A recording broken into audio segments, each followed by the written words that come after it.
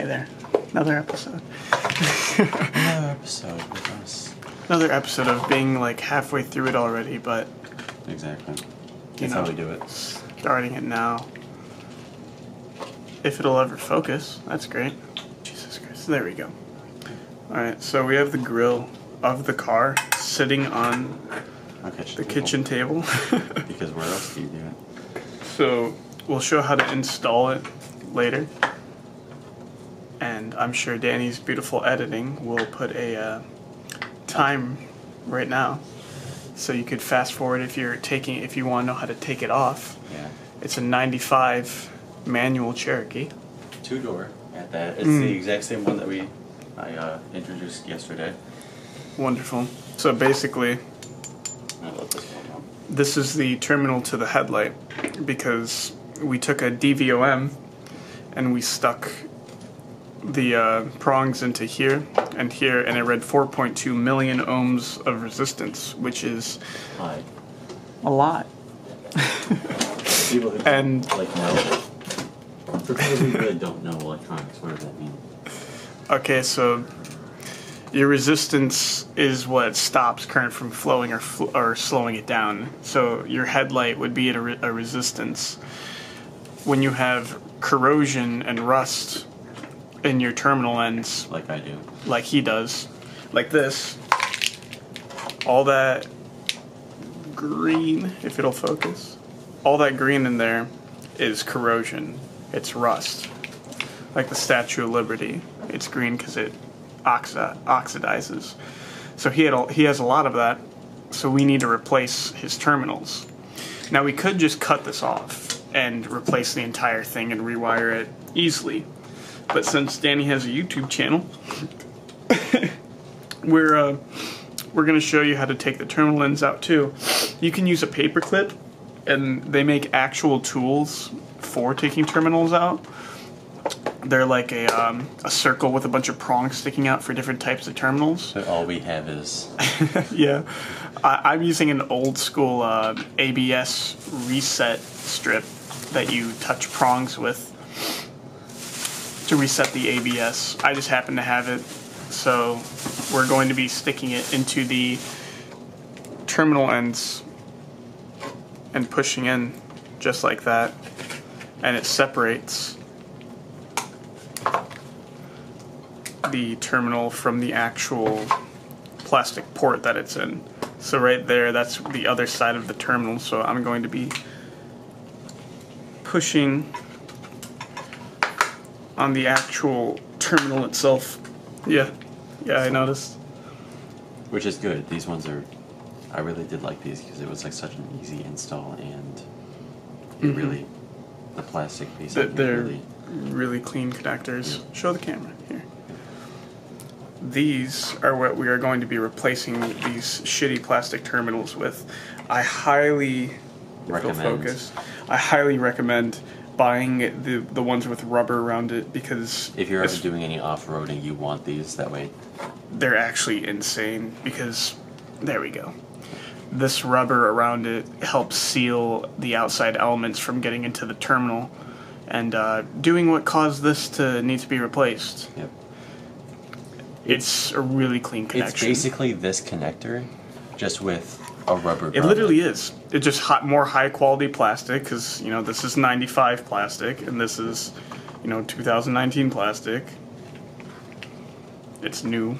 The only thing you clean. would have to do is peel back. Which I'm doing right now off camera. Dude. I'm prepping off camera. Yeah. You can see the difference because this one has a bunch of separations in it, because they want to save 10 cents wherever they can. We and this, yeah. don't care. And this one, it's made by people who just make these, so they're going to put more quality into it. So yeah, maybe even if you don't have this problem, you might want to do this just to prepare for it. Yeah. Especially if it's an older car. Which is why I'm doing this, because the headlights went out, and the only way you can use them is with the brights. Yep. And so And holding it down manually. Yep, I'm doing this to the fronts and the backs, just as safety. All the other connectors just as safety precaution, because I eventually want to turn this into a That's kind of why I bought it. An off-roader? Yeah, it's just to turn into like a street legal Off-roader. wire. Nice. If you don't have any wiring diagrams on hand, take pictures of everything. Oh. So yeah, definitely take pictures of shit before you start pulling it out. And as you just saw, I stuck in the ABS at the top to separate the connection, the tighter spot of it, because that's where the clip is, and I will demonstrate that right here. So this clip, where my thumb is here, I'll flip it upside down so you can see it. I bent it downward, if it'll focus. Grab So there is a clip orange. right there. You can see a glimmer, that little copper sparkle. That is a clip that is bent towards the top of this. I bent it down so we could get it out because that clip actually hooks onto a plastic piece in the terminal that keeps it from getting out, because you don't want these slipping until you need to replace them like we are. So, you know, you separate that from the top, the tighter portion. Carefully. Don't You know, break as you anything, saw me, please. you know, so carefully just jamming it in there.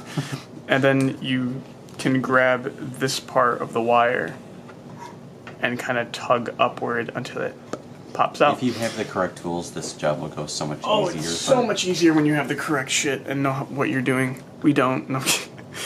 We have just a very slight grasp. So I'm going to do that to Which the is- other two, which isn't really important because, you know, you guys saw me do the first one. Yes. So you can just watch me snip, snip. I explained how to use these earlier too. Yeah. So we'll just chop that right on off. Crappy terminal, gone. Gravity terminal 1. And we'll do this one at a time too. It's best to, Wait, is that? Oh god. Oh, that's 2. that's alright. We can connect 2 wires to one. They go to the same terminal. Yeah, but I'm having war flashbacks from the '98 Jeep. So what we're gonna do, because he's right, we are dealing with I only have multiple one. wires. I only have one on the side for the purple. Oh, then it is. Is that the driver's side? No, it's the passenger. It is the passenger. Okay. Is it? Wait. Yeah, that's the passenger side. Yeah. Okay. So does that mean it's hooked up in parallel? Question mark? No, that's the driver's side. Yeah. Yeah, driver's side. Oh yeah. Okay, so yeah, it is. It's hooked up in parallel. He's Yeah. got 2 wires. Yep. Because one goes. Oh! I just snipped it. Shit. You snip Wait. it again? Huh? Did you snip it again? Well, I cut it to connect this. I think that should Yeah. still work though. Yeah, Right? you just had to. Yeah, because they were still both going to the same terminal. Yeah. Right, that's fine. So you select your gauge that I'm you're just working having- with. It's better to start big if you're not sure, and then go smaller, because if you go too small, then you're cutting your wire. And you're not going to have the full. Yeah, and cutting strands of a wire is kind of like putting up road cones on a highway.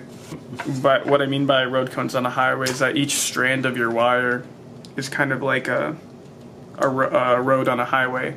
And if you're losing strands, then you're losing lanes. You're losing flow of electricity. Yeah, and you're going to fuck up your shit. You're going to crash and burn. You're going to melt something. And shwink. So you literally cut your gauge. So what I was just doing is I was going down each gauge set, if it'll focus. You can see the spot of copper. And then I loosen it a bit, and now I'm going to set that same gauge back in and yank it off. Yoink. Yoink. Boom. So now we have our exposed wire. And we're going to do that to the second wire on that terminal, since they're both going to the same thing, and then wire it into one.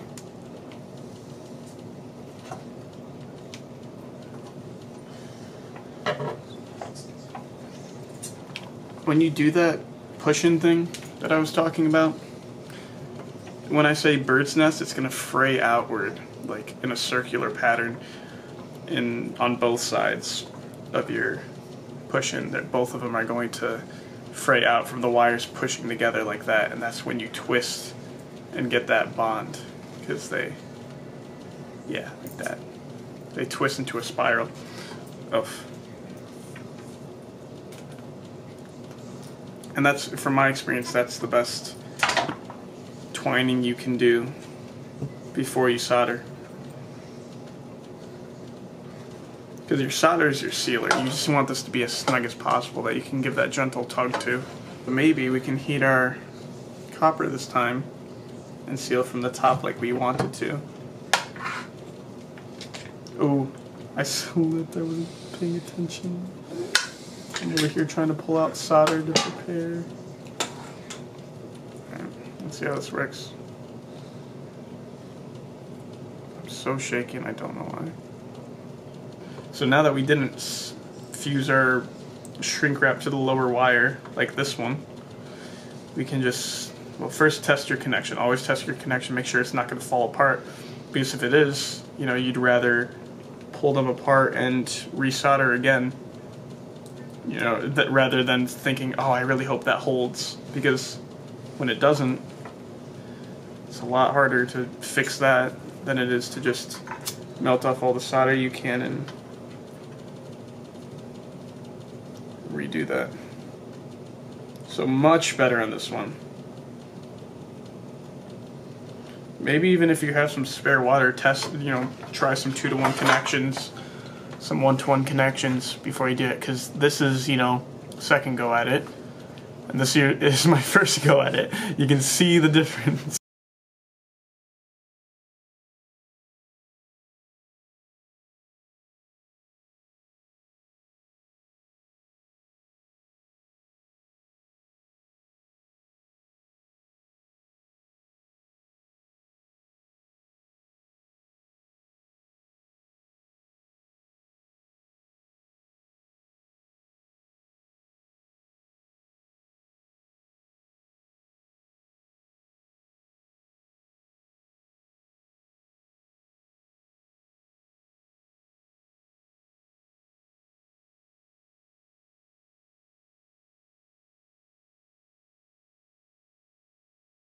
Got our 3 wires connected, and it's all set to go. And there is our new terminal. If it'll ever focus. I hate this. I need to read the manual of how to use this camera because it never focuses. It wants to focus on a tiny speck in the background. What is it focusing on? What does it love so much that's better than this giant ass circle in the middle? There we go. New terminal. Got it. Now we get to do my side. Yeah. In the next video. No. The video's gonna be pretty long. It's the same thing as this side, so they don't need a legend. It's just do that to the other side too. Exactly. Done. Alright. Perfect. See you guys later. Bye.